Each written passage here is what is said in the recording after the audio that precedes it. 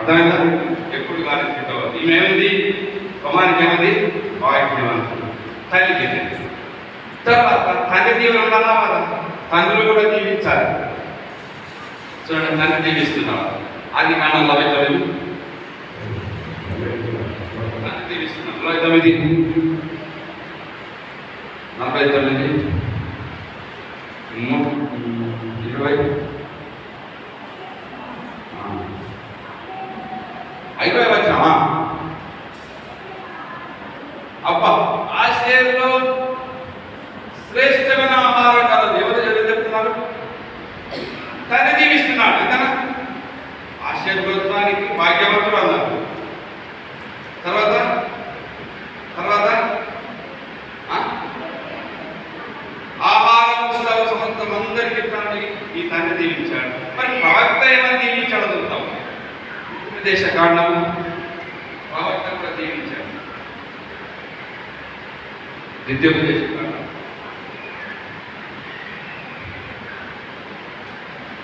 33వ అధ్యాయం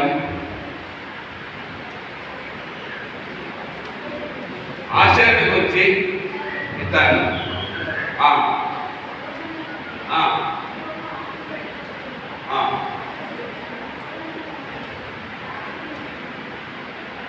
ఇక్కడ ఐశ్వర్యవంతుడు ఆశీర్వదింపబడ్డవాడని ఎవరు ఆశీర్వదిస్తారు? ప్రవక్త ఆశీర్వదించారు. మరి అన్నిటి గోత్రాల్లో ఏ గోత్రాన్ని దేవుడు ఎక్కువ వాడుకుంటాడు? యూదా గోత్రం. మరి ఈ గోత్రానికి ఎంత తీస్తూ ఒకసారి మరి మరి ఈ గోత్రము దాశంలో పుట్టాడు. మంచి కుటుంబంలో పుట్టిన వ్యక్తి ఏమో దావీదు. యూదా గోత్రం, యూదా సింహం. అవునా కాదా? ఒక రాయితో చాలాసార్లు అర్థం చెప్తాం. ఆశ్చర్య విషయం ఏమి చెప్పడం. కానీ ఆశ్చర్య గోత్రానికి ఇంత విలువ ఉందనే సంగతి రహస్యంగా ప్రార్థన చేస్తుంది ఎవరు? అన్న. ఇవన్నీ యేసుక్రీస్తులో నెరవేరాయి. ఆమేన్. యేసు వచ్చినాడు, ఆ దేవాలయంలో నిలబడ్డాడు. వెంటనే అతనికి వాళ్ళకు ఏ ఆశీర్వాదాలు ఉన్నాయో యేసు ద్వారా సర్వ ప్రపంచంలో ఆహారం పెట్టాడు. ఆమేన్. అంటే స్వార్థం లేని ప్రార్థన. అబ్రహాం స్వార్థం ఉన్నది. కుమారునితో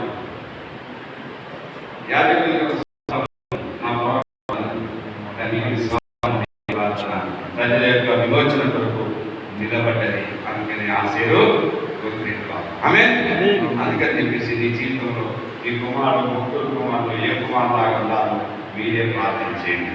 ఇస్సాకు యొక్క ప్రార్థన లేకుంటే బాప్తిసం ఇచ్చి యోహాను లాగా ఉండాలను, సర్వ ప్రపంచానికి నా స్వార్థం అంగీకరించాలని చెప్పేసి ముందుకు వెళ్ళాలను. అలాంటి సేవ మా భారతదేశానికి ముగ్గురు వ్యక్తులు. ఒకటి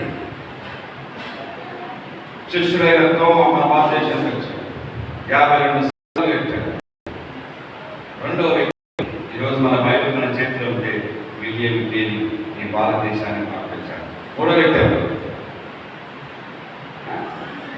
మూడో వ్యక్తి అబ్రహాం. అబ్రహాం రాసిన పుస్తకాలే విజయం పేరు రాసి ఉన్నాయి. మూడో వ్యక్తి ఎవరు? నీవు నేనే. ఆమె మార్చాలంటే ఎవరికి ద్వారా ప్రపంచం మునిగిపోతుంది. ఇంకొక లేఖరాడు, ఇంకొక తోమరాడు, ఎవరు కూడా రాదు. ఈ బైబిల్ మన చేతిలో ఉంది. మరి ఇప్పుడు కానీ చివరిగా 2 నిమిషాలు ముగిస్తాను, 5 నిమిషాలు ముగిస్తాను. నా ప్రభావం పని చేసి జీతం అడగాల, పని చేయకుండా జీతం అడగాలి. పని చేసి అడగాలి. పని చేసి అడగాలి. పని చేసి అడగాలి. పని చేసి అడగాలి.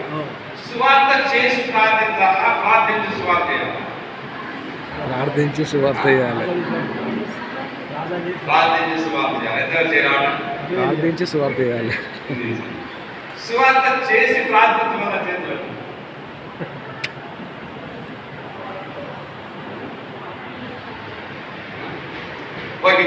చెట్టు పెట్టి నీళ్ళు పోయాలా? చెట్లు ఎక్కడ నీళ్ళు పోయాలి? చెట్టు పెట్టి నీళ్ళు పోయాలి. ఇప్పుడు ఇద్దరు చెప్పు నీళ్ళే పోతామంటారు. చెట్లు ఏం చేయాలి?